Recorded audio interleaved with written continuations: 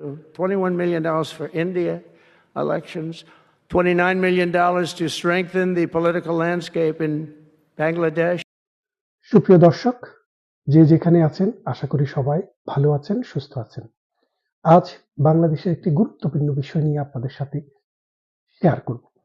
বিষয়টি হচ্ছে, সম্প্রতি আমেরিকার প্রেসিডেন্ট ডোনাল্ড ট্রাম্প আমেরিকার উচ্চপদস্থ অর্থাৎ গভর্নরদের একটা মিটিংয়ে বাংলাদেশে যে গত এক বছরে $29 মিলিয়ন ফান্ডিং করেছেন সেই বিষয়টি তুলে ধরেছেন। তার মানে তিনি ক্যাটাগরিক্যালি বলেছেন, বাংলাদেশের রাজনৈতিক ক্ষেত্রে রাজনৈতিক খাতে সরকারকে নয়, সরকারের বাইরে যারা এনজিও তাদেরকে $29 মিলিয়ন ডোনেশন দিয়েছেন।